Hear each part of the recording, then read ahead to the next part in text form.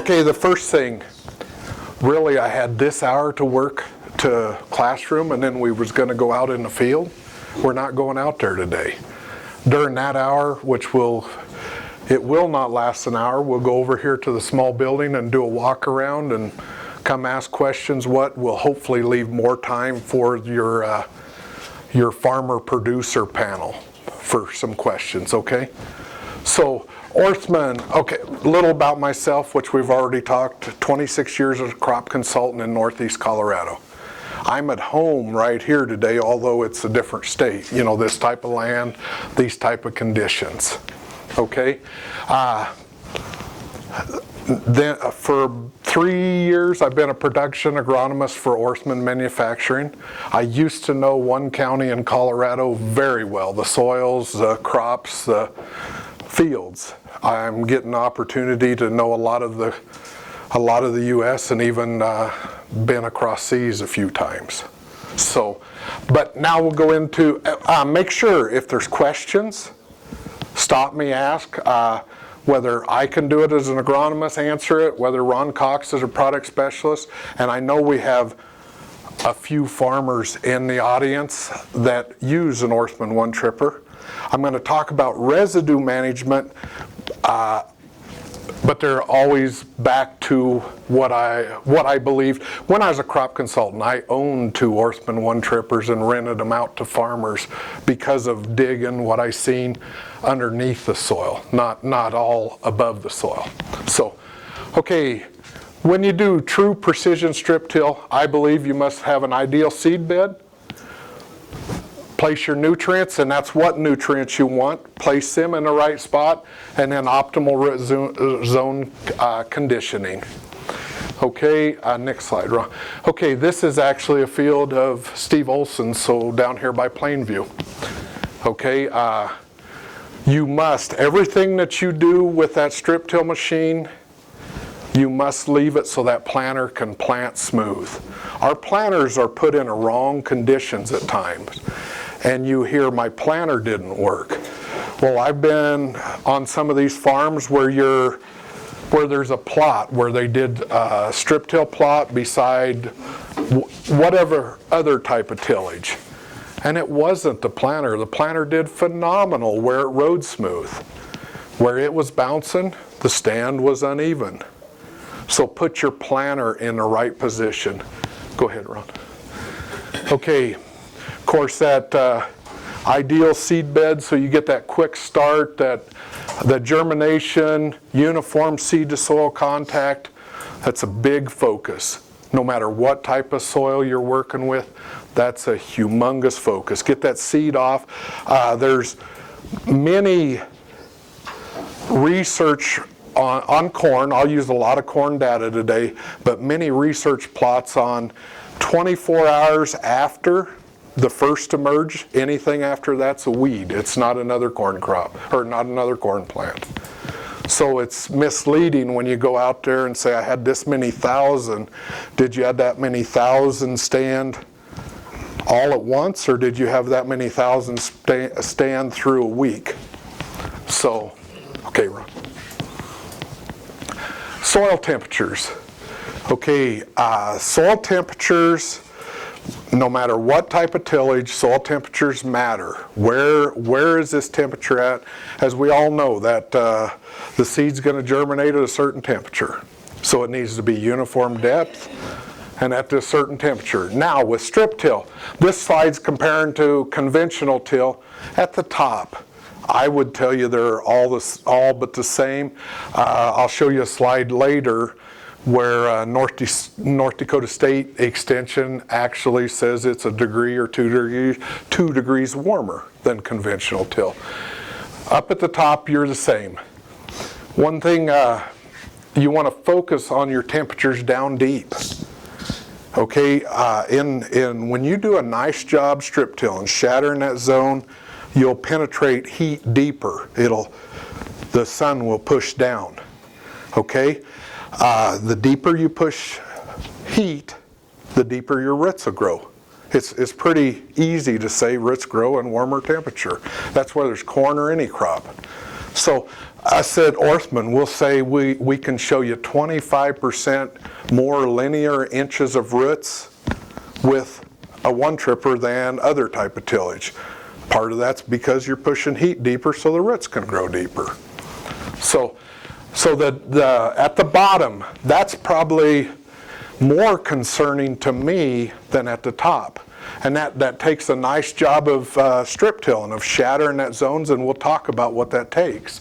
Okay, not on whether conventional, okay, this is an average of multiple conventional plots. Okay, if you would take your farm, one type of tillage compared to another type of tillage, a lot of times here, this stays, you can almost by what the temperature's doing, tell what his last operation or what operation he made a smear zone. Because below that smear zone, temperature will warm up, but it's slow to warm up. Okay, it's not only temperature. Moisture don't like going through smear zones. So we'll talk infiltration rates. Up here, it's the same. It's very good infiltration rate. Where you get in trouble is if you need this part of the soil to help you hold the moisture. So go ahead, Ron. Okay, this slide I could get from any place in the country. There's so much data comparing, the top, that 2 inches deep, what's your soil temperatures in comparison, and you can find it whether to no-till, to conventional till, to whatever. Okay, so that's it's an easy slide to find. It's easy data to find from any part of the country. Okay, go ahead, Ron. Okay, organic matter, and Fred talked about organic matter. Okay, at Orthman, if you do the best job you can shattering that zone and improving your soil, you're going to start improving your organic matter. And this is in Ohio, and I agree with it. It takes a long time to improve, but if you're starting up, that's a good sign. So about 3 years after that, about 0.1% per year is what this study suggests. These organic matter studies, there are some out for different type of tillages. There's not a lot of organic matter studies out there. But this is one that was 7 years long. I know it's an older one, but it was an easy one to find from multiple years ago. But yeah, after about the 3rd year, it is a slow increase, but you can start bringing that back. Okay? Okay, Fred talked about Cornell. That is a Cornell water infiltrator. That's what okay, and now what that's for is to compare infiltration rates. Okay, go ahead, Ron. This was only 1 year study. It was in Iowa, and I live in Omaha, so it's easy for me to go over there. And the next slide is on some multiple years. This was on a no-till, a very good no-till field. Okay, so where we ran the strip till unit, we could go in them zones, and you need to wait till after, if you're in irrigated after 3rd real good watering, something like that. Don't just head out and do it right away. You need to wait till later in the season. But we were about 5.5 inches an hour is what it would infiltrate. Okay, we could move over to the zone where it was no-till, and they were about 2.5 inches an hour. Okay, and both of them are very, very respectable. Okay, the compacted zone, all that was these were plots, and so the local fertilizer dealer, it had anhydrous put on it. The local fertilizer dealer only had certain tanks, and for plots, that's all we could use, right? And they wasn't spaced for following 30-inch rows, so we went to the zones where we shattered that and then run an anhydrous tank right back down that row, so compacted it heavily again.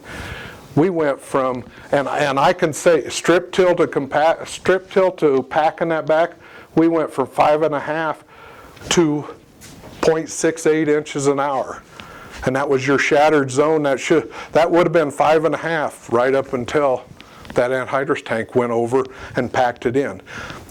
So I'm not picking on anhydrous, I'm picking on that track being packed in. Okay, whether a sprayer, whether something like that, you can get that much difference in your infiltration rates.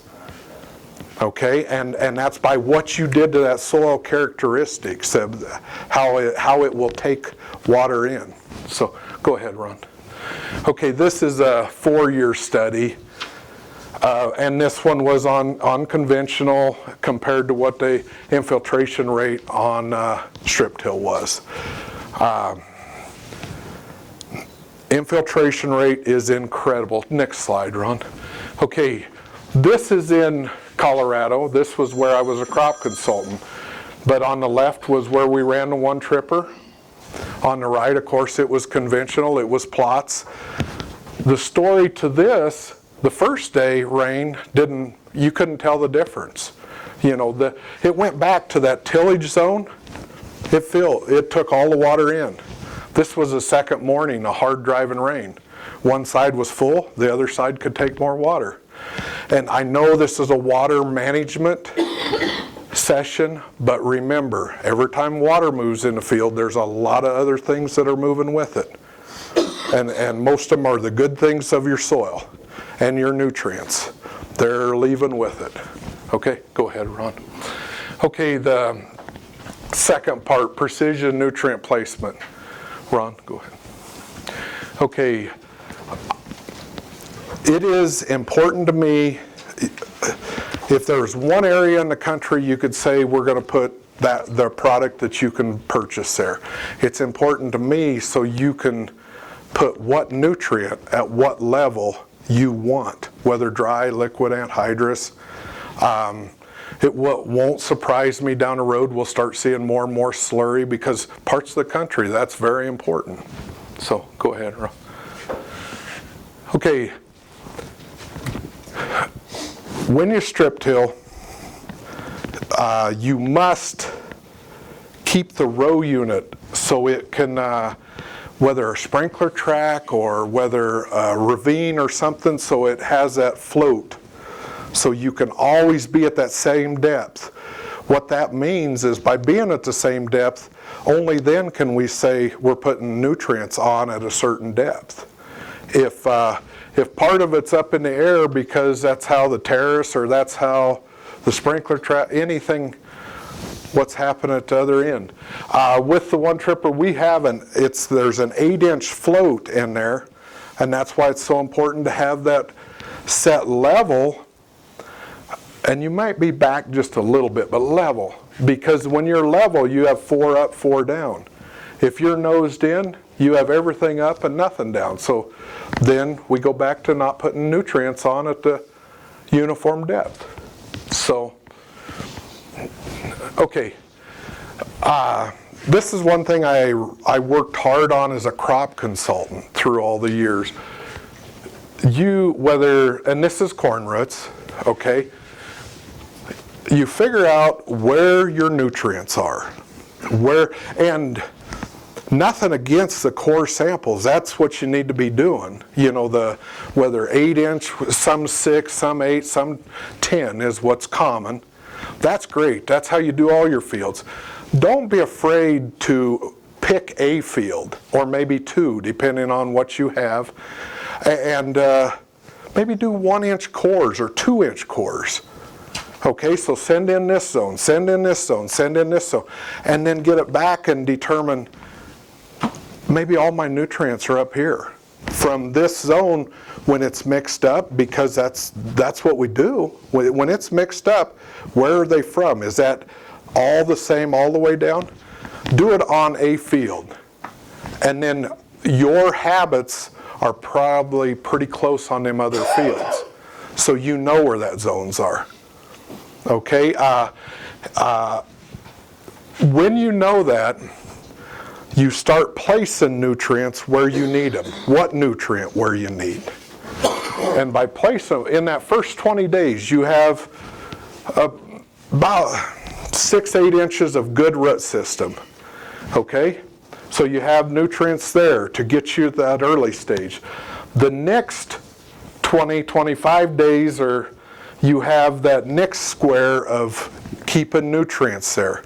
Okay, when I was a crop consultant, what you focused on was trying to keep all the nutrients in the correct spot, so the plant was never wanting anything. It felt like it's healthier than it actually is, because its heat unit determined, but about 50 days is when it tells you how many kernels around you're going to have.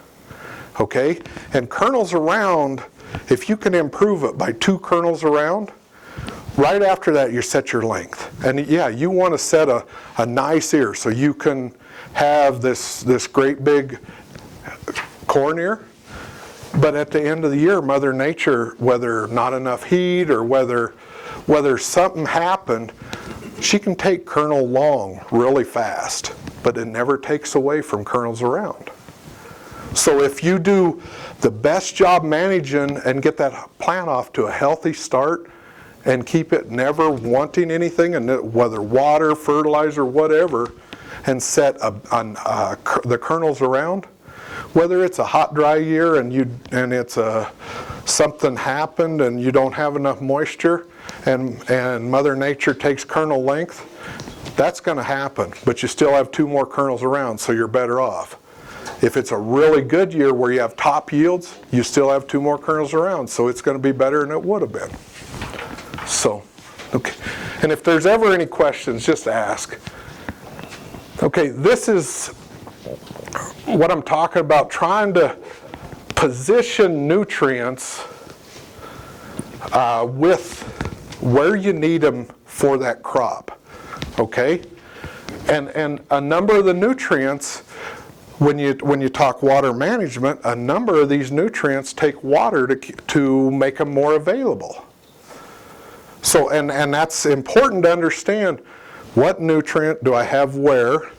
Okay, to me, phosphorus is a nutrient that will not move. And if it's all on top, it needs moisture to make it available. The more moisture that's there, the more of that nutrient's available for you to use in 100% of it. Okay, when it's at top and you get hot and dry, so then you lost a percentage of what's available for you. So that's why I like to focus getting nutrients down in that zone where them crop roots are going to be growing through. Okay? Go ahead. Okay, and this kind of backs up what I just said as far as, I don't know, whether water moves, whether wind blows, whatever, where would I rather have my nutrients is where wind, water can't get to them, down in that zone where that root's going to grow through them. So when they're on top, they have a chance to move. Now, if you said this is all nitrogen, no, nitrogen is going, it's one of the most movable products. It is. It's not going to be on top. But your phosphorus, your potassium, some of them will still not be moving there. So go ahead, Ron. Okay, this is the only slide I'll show on cotton because cotton is not my strength, but a little bit later I do have a farmer that's on the farmer panel here. He has a few slides of what he's doing with his cotton. So what this slide is telling you is every crop is not the same.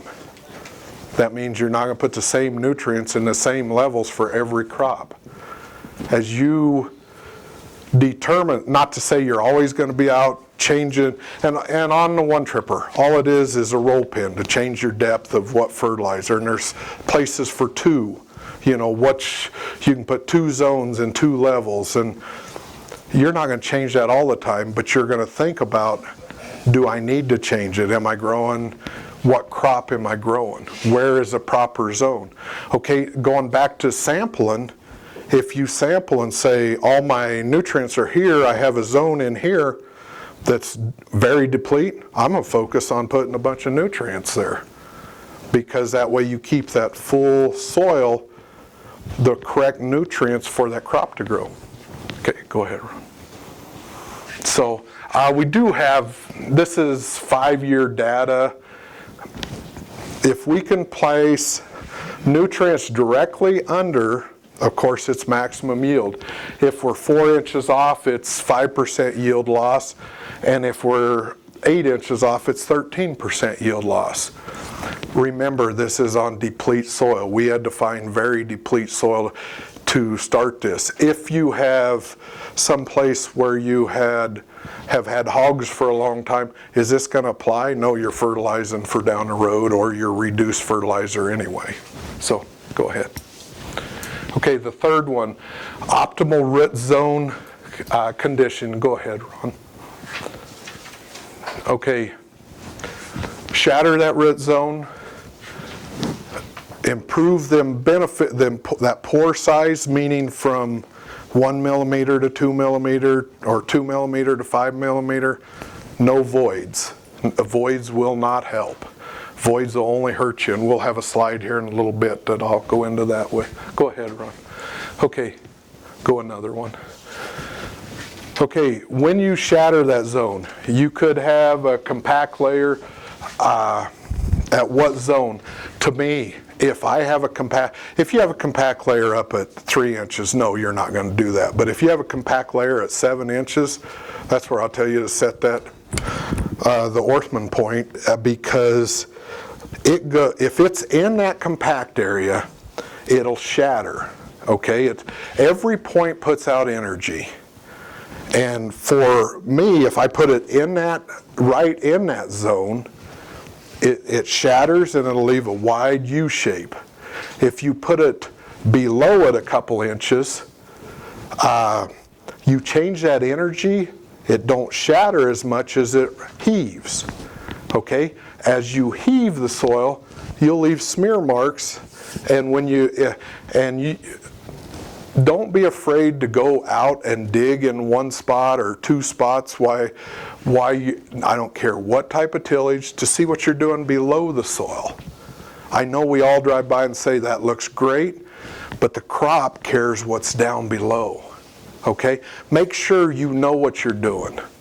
Okay? In any place you leave a smear mark, that's where you're going to start reducing how much heat can go down, how much water can go down, how much fertilizer can go, all your holding capacities. So you have that. Set that in that zone. Go ahead. Shatter that zone, and this is right after it. Okay, go one more. And this is at harvest time. Soils want to go back to how they were.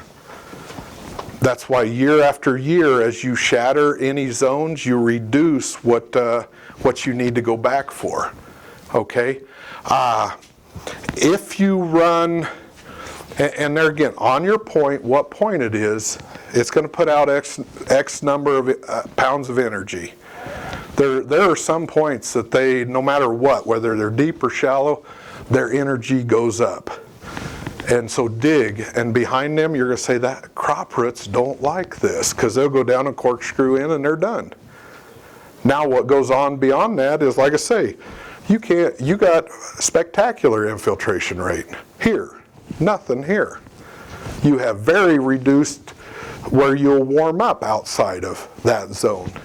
That's why shatter it, leave a nice U shape, and there's no smear marks on that.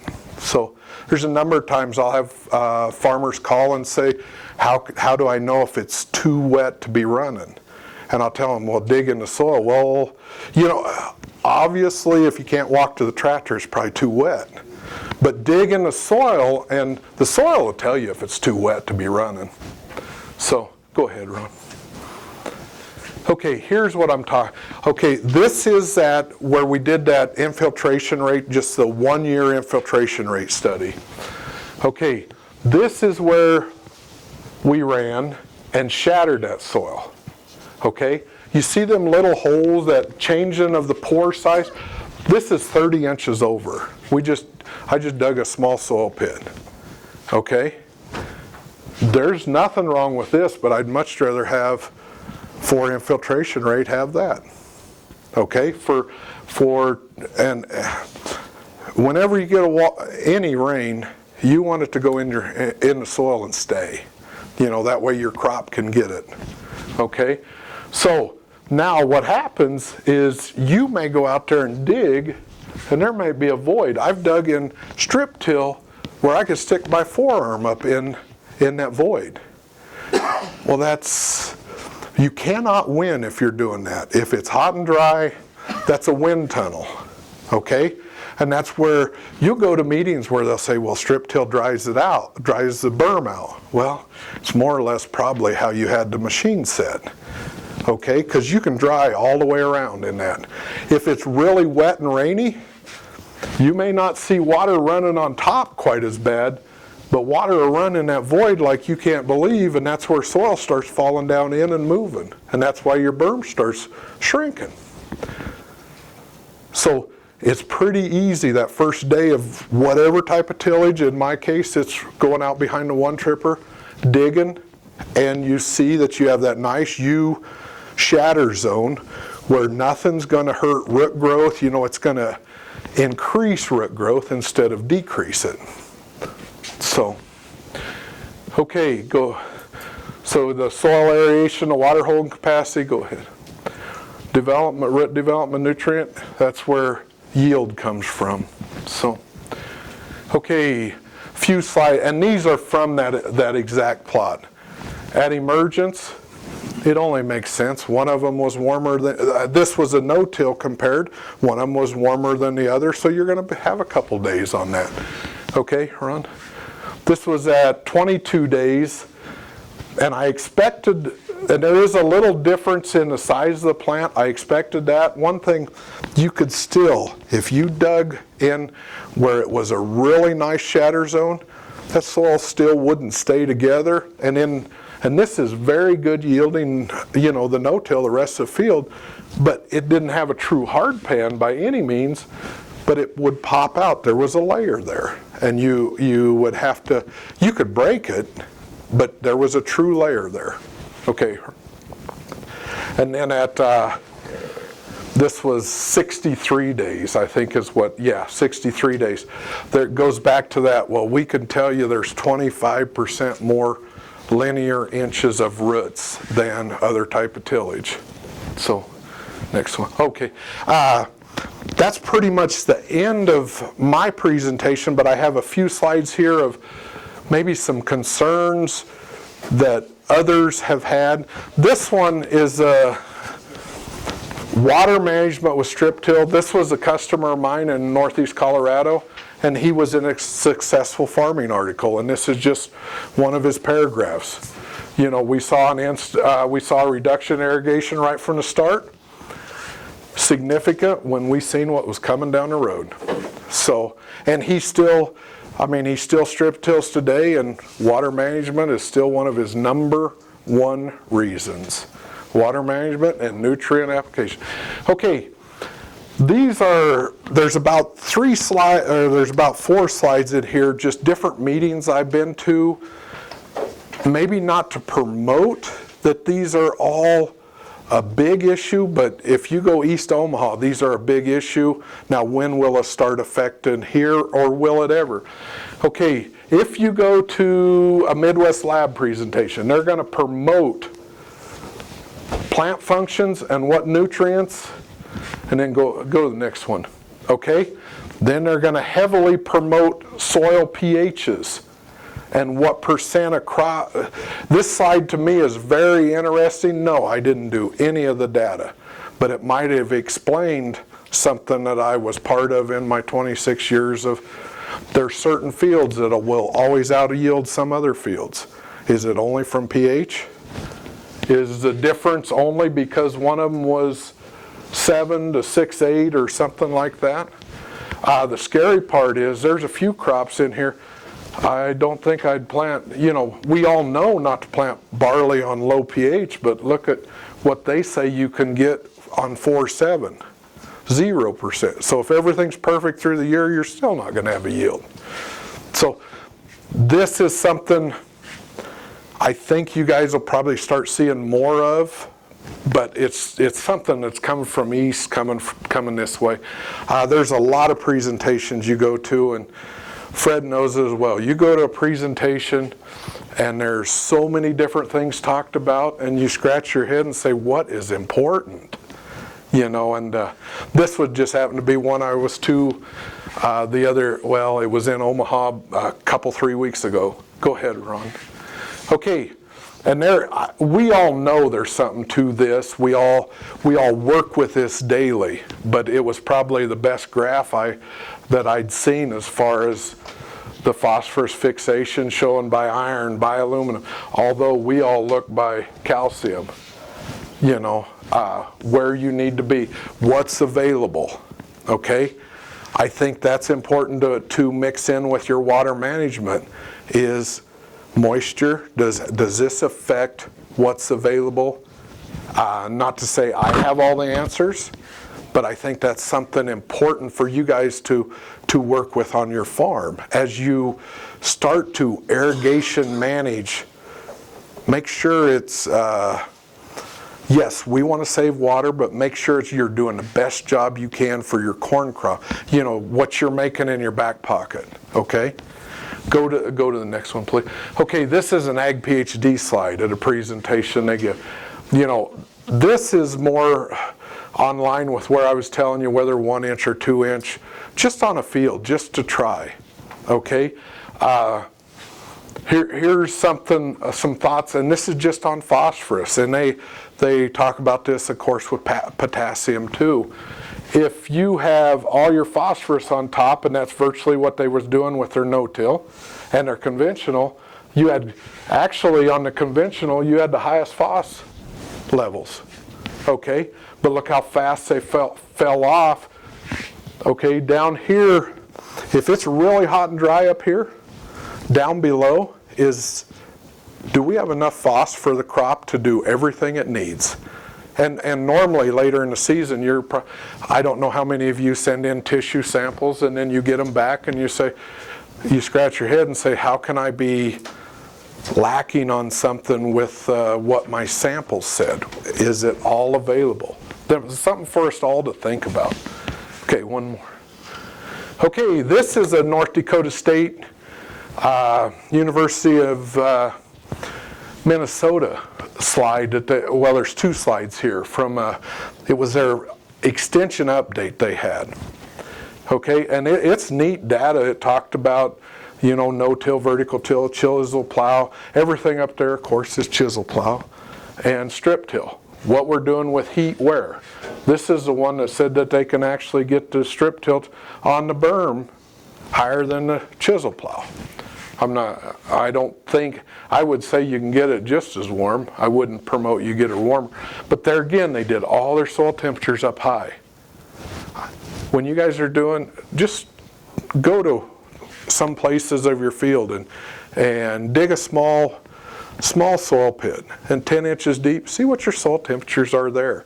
You can wait till your corn's maybe 12 leaf, something like that, to do this, but if it's warming up faster, deeper, that's pretty incredible. You get a better root system, you can capture more water and more fertilizer. That's just the way it is.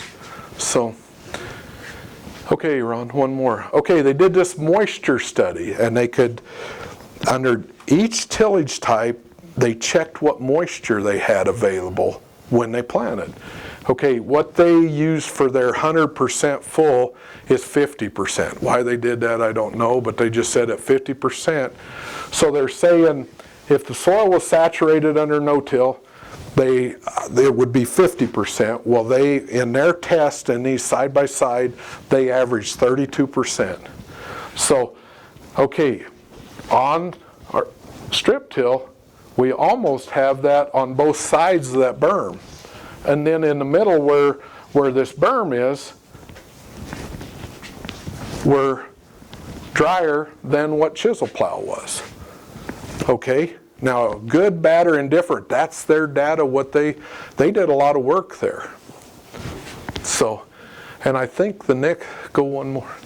Okay, if any of you have run a one tripper for whether a few years, whatever, write down my email address, or I think it's in the booklet, and send me an email if it's okay. I have about a 15-minute survey. It's just kind of an entry-level survey of where you're located, what you like about it, what you dislike, and it takes about 15 minutes. It's not, and then that way we have.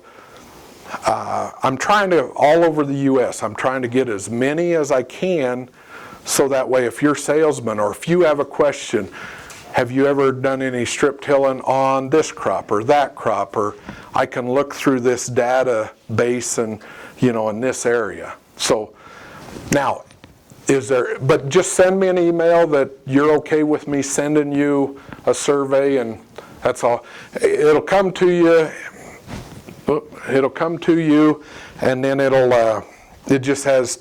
talk a little bit about me. It has take survey, click take survey, and it's 4 pages of questions, but there's only about 4 questions on each page, so it's really easy to sail through. So, is there any questions on what I talked about? How do you get rid of that void you're talking about? Okay, to get rid of the void depends what, okay, I'm going to go from the one tripper, okay? What I would do, where are your wavy coulters at? Because you want them down in the ground. They are made to pinch together, okay? Not pinch together this way, they're pinching soil. As you're running, they're made 5 to 6.5 miles an hour. They're going to pinch together. If they're down in the soil, 2/3 the way to that bearing, they're pinching and they're going to help fill down below. Okay? Now, they're in strip till. A lot of people will say, we want that big void. Remember, you have X number of pounds of soil in here. If you're making this larger, we didn't produce soil. Where's that coming from? You probably have a void down below. So, now did I answer your question? Do you want me to talk about other tillage types, or? No, that's fine. Okay. Thank you. Other questions? So when you make that berm, is that loosening the soil? Or is that making a void? Is that making more voids? No, when you make the berm higher, you have less control of, your void is going to be down at the bottom where your shank runs, the bottom of your shank, more than likely. Okay, more than likely, okay, soil, whether you've shattered or whether you've heaved, and you didn't get it back down in the ground. Okay, that's why I bought two of what I did, because I could shatter. It did lift, but it never heaved.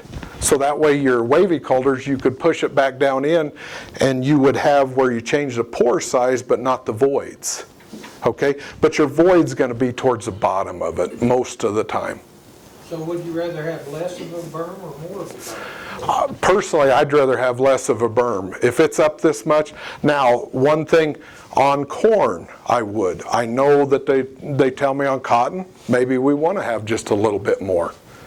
Okay, I would focus on a small berm. It's easier to keep the planter on, and when you leave a small berm, you normally do a better job with your infiltration rates. Okay, and by improving your infiltration rate, instead of trying to build a berm and get the crop way up out of, let the water soak in the infiltration rates. Does that add up? Okay. Other questions? So, yes. On one of the slides, you had all of the little, I'm speaking to you as your agronomist too, but Yeah. all the little blue dots Yes. on top of the soil representing fertilizer. Mm-hmm. So by that slide, I interpreted that that's the only time to fertilize is, say, pre-plant, strip till, and then any fertilizer after that just floats on the top. Okay. Fertilizer after that. I think maybe the slide was misleading for, yes, that's, if you put your fertilizer up there, do you know what, if it's nitrogen, I probably won't say that much, because nitrogen's going to move. It won't stay up there very long. It get hooked to the soil and it's moving. But if you put 100% of your phosphorus up there, I'll say, think about where you might want your phosphorus at. Okay? Now, during the phosphorus, yeah, you're going to put it on to start the year. Okay? Now, the others on that slide, let's say, and you guys do a lot of fertigation down here, I assume. Okay? Are you going to put potassium through the pivot? I always did in Northeast Colorado. But instead of what they say, it can be taken in by leaf and it can be taken in by soil, remember, it's not going to move in the soil. Okay? It can move, but not enough to matter. I think phosphorus, I've always been told about a 1/4 inch a year is about the best you can get it to move. So potassium's not quite that severe, but it's not far behind. So now, if you're talking about putting your nitrogen, sulfur, something like that, it's going to tie to soil and move, okay? So, yes, if you, let's say, and in some cases this is all we can do. If you would today go out on this field and dry spread the whole field on top and tonight get a 4-inch rain, it's probably going to get our nitrogen and our sulfur too, you know.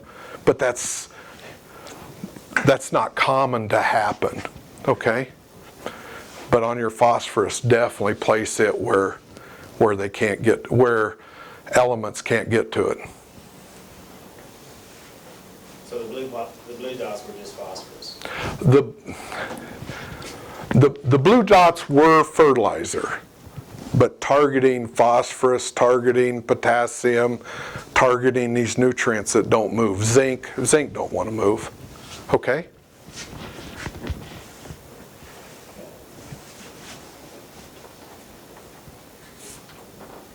Other questions? Okay, I'd like to introduce Steve Olsen's a farmer from Plainview. He's on the Farmer Council this afternoon, and he's going to talk a little bit about his farm, what he's doing with cotton.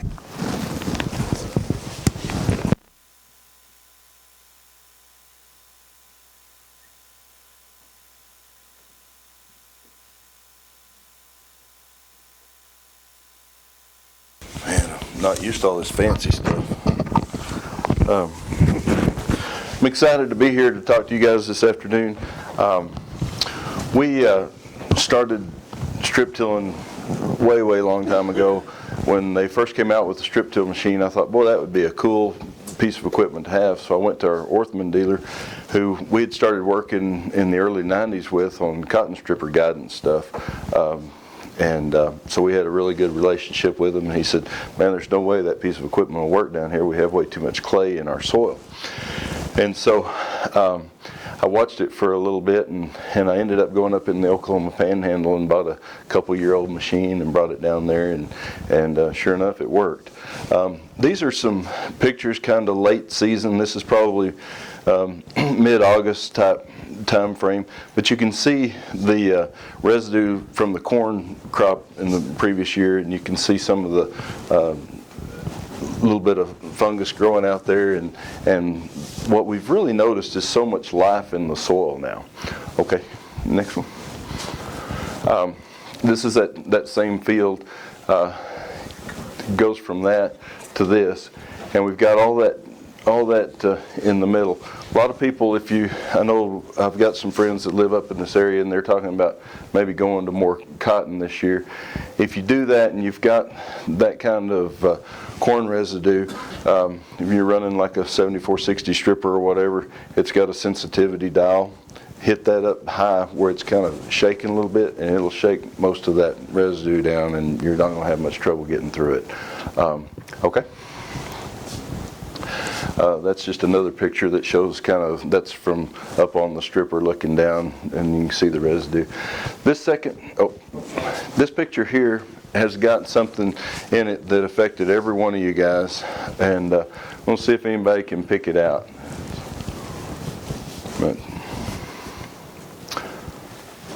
That picture was taken October the 20th of 2010.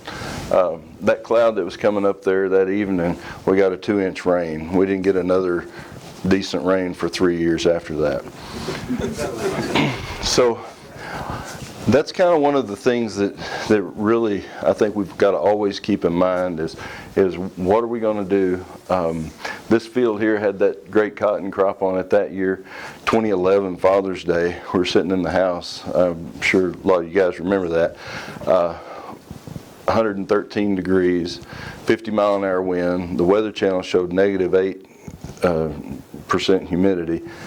Walked out in that field, which was corn that year, that Monday morning, and you could just smell the death. You know, it smelled like it was just, and so anyway, we lost the corn on every place after that, and got to really, really be sure that we're doing everything we can to capture every drop of rain that we can get.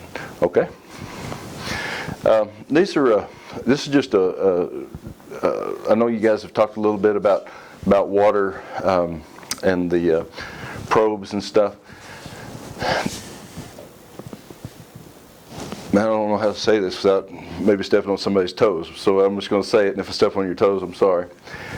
If you're running these, the data that you get is only as good as whoever you've got that can help you interpret that data. You need to know that, you know, in this area down here, 8 to 12 inches, that's kind of your sweet spot of where that crop's going to really want to drink from. Keep that upper zone a little drier, so if you do happen to get a rain, you can get that. The moisture down low is good, but I think you can really mess up by trying to push moisture down there because it takes so much energy for the plant to try to pull it up. That's kind of what we figured out through those. We ran sunflowers and cotton that year with that particular probe, and we found out the sunflowers were drinking really good from 4 foot deep, but the cotton was really wanting it more up, higher up. Okay. We talked about your organic matter. This is just a slide that talks about how important it is that you keep that that soil covered, and then eventually that will turn into your organic matter. It helps you so much in being able to, you may be that 1 or 2 extra percent that you've got may be just the thing that you need to get you that 3 or 4 more days down the road until either the pivot can get there, or God forbid a well goes out, and you know how that goes in those days. But I think it's so important that we make sure we're doing everything we can to keep that organic matter there and to help build it and keep the soil covered. Okay? This is a kind of an unusual picture. These 2 worms there that were on that picture was taken this year on February the 1st. That early in the year you don't normally have that kind of earthworm activity, but this was taken in some no-tilled wheat that was behind corn. And what I'm really seeing that's kind of surprising me is that when we'll plant weed or triticale or something like that into that corn stubble, we go back this time of year, and a lot of that stuff is really starting to get burned down, even through the winter and stuff. This was in a cotton field that you can see the corn residue from the year before, and you can see these larger holes there where worms have been going through, and some down here, a little bit over here. Okay. When you get ready to really start looking at your soil, kind of the first thing you'll do is be very, very gentle about moving the residue out of the way. And down in here in the bottom, you can kind of see there's some, looks like little bitty BBs. Those are worm castings. I think we can probably get about maybe even 17 pounds of nitrogen out of that. Just those guys coming up, and when you kind of get out there, take a little bit of time and start really looking at what you're seeing around those holes, and you'll start to see kind of piles where those worms will actually be pulling that stuff up toward a hole, and that's kind of where you want to dig and see what's going on. Okay. One of those places that we couldn't really see, this is a 10 times little hand lens, and just took that picture with an iPhone. But that hole is small enough you can't see it with your naked eye, but they're there and they're all through that soil. One of the other things that we have started doing is digging some soil pits and trying to really figure out what's going on under the ground. This cotton, the root, I broke it about there. One of the problems that I had was I didn't dig the pit deep enough, and the other one was I got tired of digging because it gets pretty hard down there, but you're using just a really small deal. I'm going to try to do better at that this next year. What I'm kind of thinking is I'll probably leave more of a square and take some water and detergent and try to wash that out rather than trying to dig it. But I really want to, at some point, have a full root system on a cotton plant, just to kind of look at it and see what's going on there. Okay. We're finding this little fungi. This is a cotton root.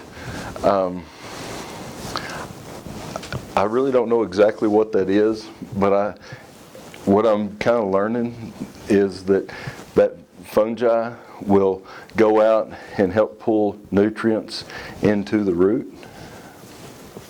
And I think it's pretty cool to see that our soils are starting to get healthier and healthier. This wheat was grazed probably 90 days or so, and then we let it grow up a little bit, and then we ran our one tripper through there. I'm not a real big fan of a huge wide strip. I'd like to have a narrower one that is pretty smooth, because I want to keep as much of that soil covered as I possibly can. But you can kind of see all the roots and things that are mixed up in that soil. The question on the berm, I think, is a really good one. Man, I tell you, we could stay here and debate that back and forth all day long. My thought is I'm not a real firm believer in a big berm. I'd rather have it, very small to almost flat. And one of the reasons is when you get ready to plant behind that, that's going to be so much softer. You're not going to need near as much down pressure as what you've been using before. So that V down in there is going to be much, much softer. And I think that helps that root system to take off. Okay. Kind of the bottom line is, no matter what, we live in the desert, and so it's so important that we, those plants are so amazing at what they will do. And if we can kind of stop thinking about what we know about them and start thinking about where they're at, like Randy showed that slide about the pH, we put a lot of sulfur in our strip trying to lower that pH and trick the plant into thinking it's in a different environment than what it is. But anyway, any questions? For those of you guys who don't know me, my name is Ron Cox. I'm the Regional Territory Manager, Product Specialist for Orthman. I live in Lubbock. I cover 8 states, Texas, Oklahoma, west to the west coast. We were just going to do a little walk around on the one tripper and talk about the principles of strip till, and maybe we can answer some of the questions we had about voids and berms and how we address them on this machine. If you guys want to talk about some other machines on how they address those problems, we can talk about that too. I don't want this to turn into a sales pitch. I want to kind of explain to you guys how we handle some of the issues we've been talking about. This is a 4-row research machine, so there's some stuff hanging off of here that I might not be able to sell you, but it's stuff we play with. In this machine, I can carry it around on a utility trailer. So if you guys got something y'all want to try with the strip till that you're not used to, you just want to try an Orthman strip till, that's what it's for me to drop it off, let you run a few acres and see what you want to do. But we'll go through the components on this machine real quick and show you how it works and the principles behind it. The one tripper was developed in the early 90s with the help of a farmer in western Nebraska, eastern Colorado, in western Nebraska. We didn't invent strip tillage by any means, but we were one of the first ones to bring a true strip till machine to the market. And this is all, the design has changed once since the mid 90s significantly, but since then we haven't changed it a whole lot. We're going to start in the front with what we term a depth band coulter. We've got a coulter on the front to cut through any residue that you have. And then on the sides of that is a depth band. The depth band sets the depth for each individual row unit. Each individual row unit is on its own parallel linkage. Randy talked quite a bit about how much emphasis we pay on nutrient placement. We've got research studies on our own farm and in other places where if we break our nutrients up through the different growing stages and concentrate, say 30% at the 4-inch depth and 70% at the 6 or 8-inch depth, we see good yield boosts on that.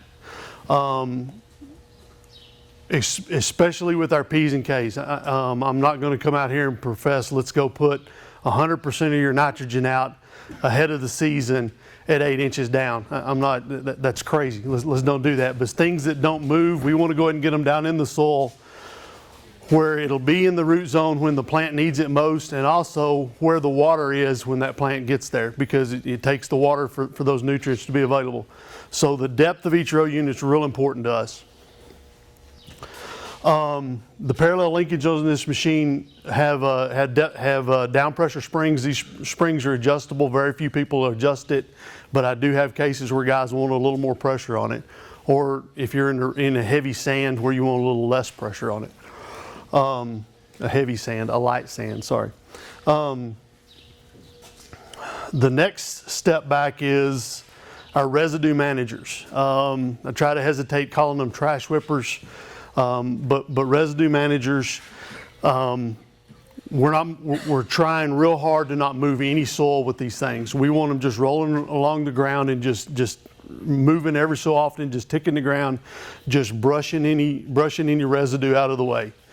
Now, if you're in heavy silage wheat residue, or we were talking about maybe running into some CRP grass a while ago, we may change that. We may have to move some roots and dirt out of the way to get the residue out of the way.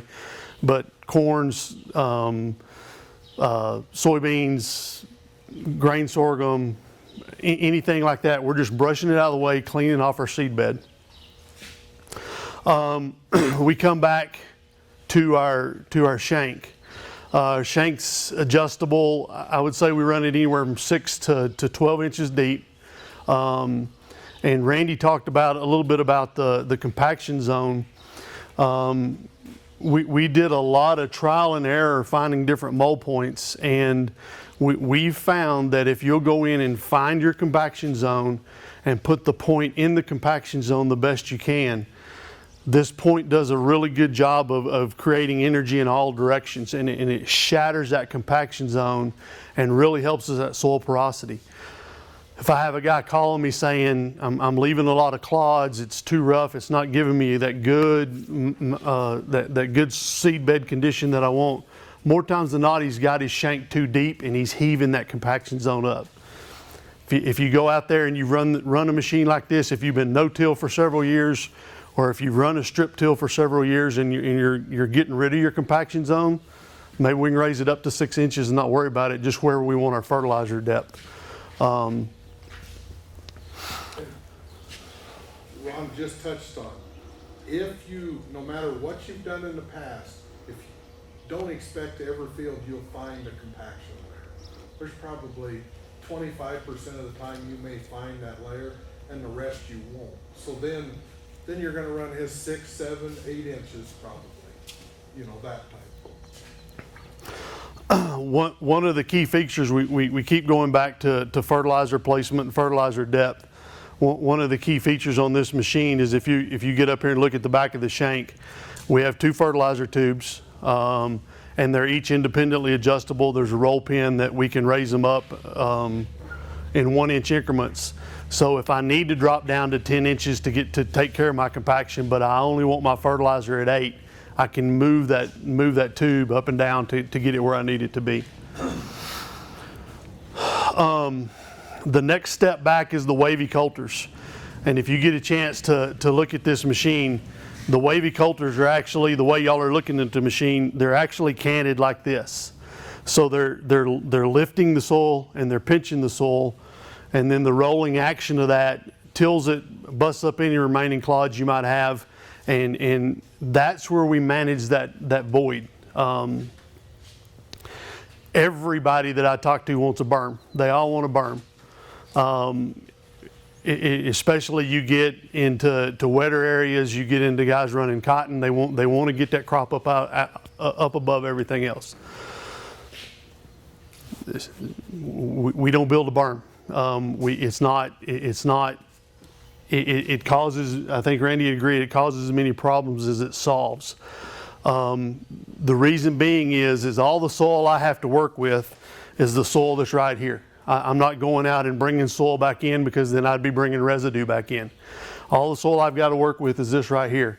So if I start with it flat and then I build a berm this high, that soil had to come from somewhere. And like Randy talked about, it may not have come from a hole in the ground that you can see and stick your arm in, but your soil porosity has gotten such that you're not doing a good job holding moisture, you're not doing a good job holding nutrients and things like that.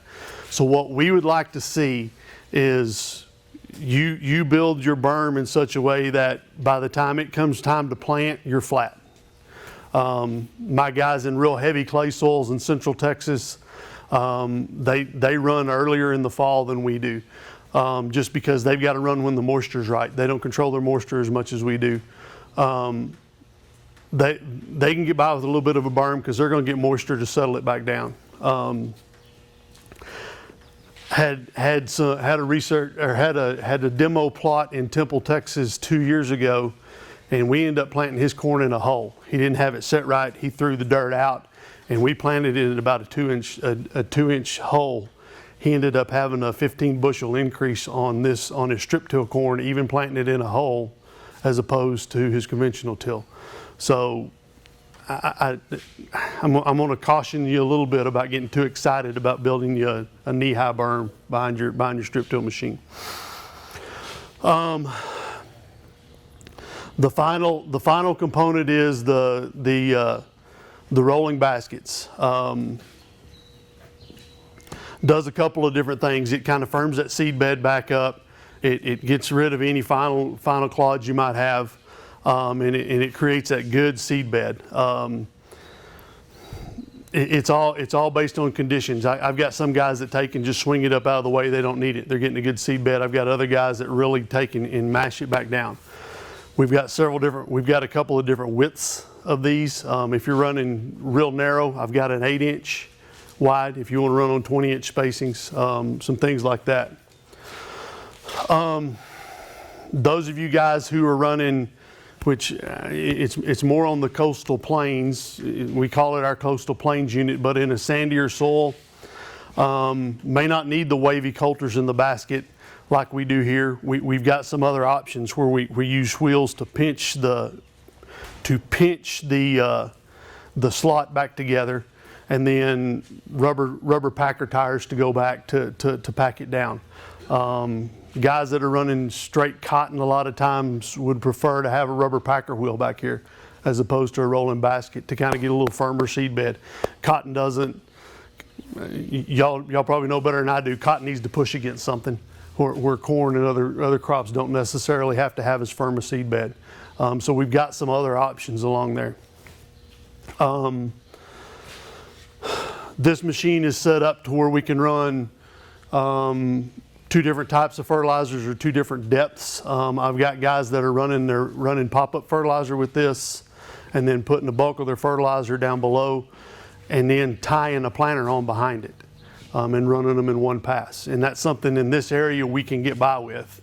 You get into heavier moistures, heavier soils, we don't have as much luck with that. Trying to think.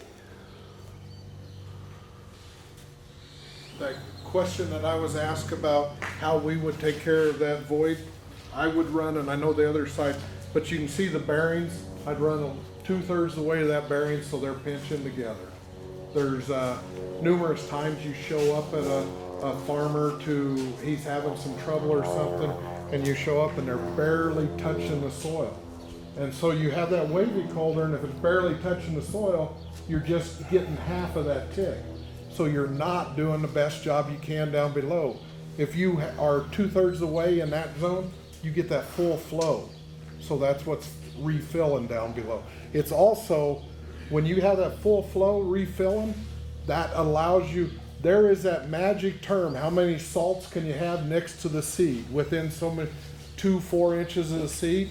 The better job you do putting soil across that, we can get by with a little more than what we should. We're not going to promote it, but every farmer does his fertilizer program different. So if you're just ticking, you leave a zone like this and it seems to, of course, your roots are right into that fertilizer. For those of you guys who already own an Orthman machine, on the wavy coulters, narrower is better. It doesn't make sense. You would think you'd want to widen it out and bring more dirt in, but narrower is better because narrower gets you in that fracture zone and gets the wavy coulters deeper in the ground, and with the pinching, they'll pinch up a little bit of a berm that'll settle back down over the winter and do a better job of filling any voids and getting consistent porosity through the soil, through the profile. Any questions? Y'all built, what are your standard row spacings, just 30 inch? No, I can go anywhere from, well, we'll do 20. We're going to talk before we do 20s, but we can do 20 anywhere out to, I've got some running in California on 80s. So any Narrow as 20s is, as of today, 20's not in the catalog, but I do 20s. There's guys in the room who have 20s. We want to make sure that your residue is such that it'll flow through a 20-inch machine. 22 on out, I'll do it all day long.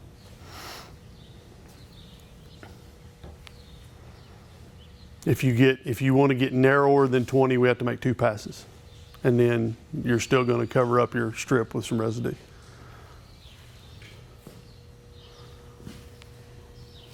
And I do have guys going narrower than 20 with wheat, with silage wheat. They're actually strip tilling silage wheat.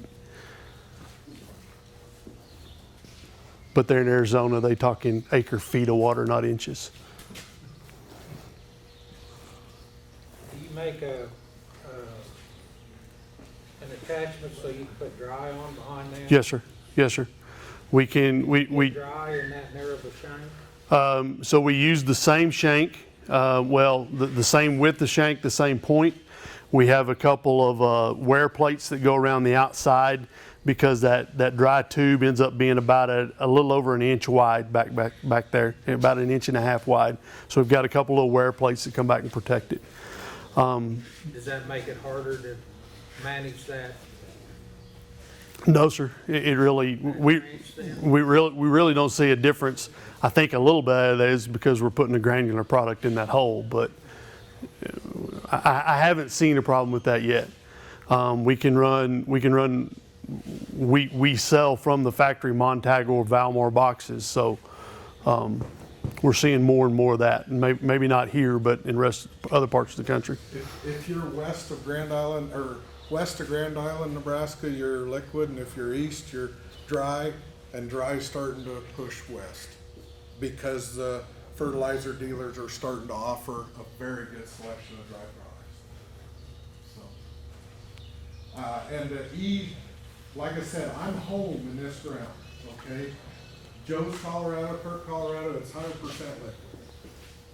A farmer that I worked with for years as a crop consultant, he has 2 Horseman 1-trippers, 12-row. I was able to find a 1-tripper with, it had dry on, a 12-row, and he racetracked it. So that way, at the end of the year, well, he could tell which one did what by if you took your mouse on the computer and went back, but he couldn't find a yield difference. It goes back to getting the right product in the right area.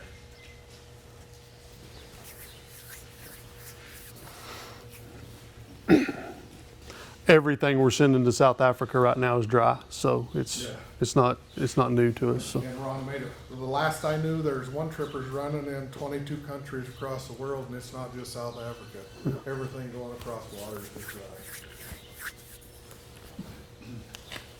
Well, as the economist, what's one of these little rigs going to run you? 12 I'll sell you this one right here the way it sets for about, As it sits, well, it's used. it's going to be a deal.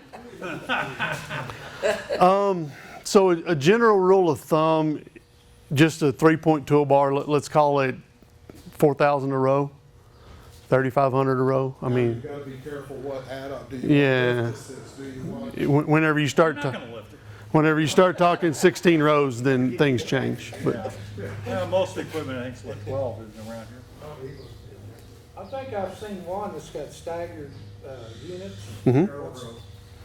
That's Well, what, excuse me, narrow row, it's very common, you have to have, there are 18-inch setbacks, and I know there's farmers in the area that do that on 30-inch rows too, just so It- ease the flow bill. it makes residue flow through it easier if you set it back, set every other one put back. another bar back here, No. just make the It's frame longer it's an 18-inch setback is all it just. on each unit. Every other unit. I mean, yeah, every unit. And in fact, it depends what one you would have, you can call and order, if you have 12 row and it fits, you can call and order 6 setbacks. So I don't know how many, that goes back a few years, you could put that back in. So then you're talking, with fertilizer tanks, that bells and whistles, 50, 60,000 probably, for 12 row. The fertilizer tanks on 12 row, you probably wouldn't mount like this. You would have something on the front of the tractor. How long will it last?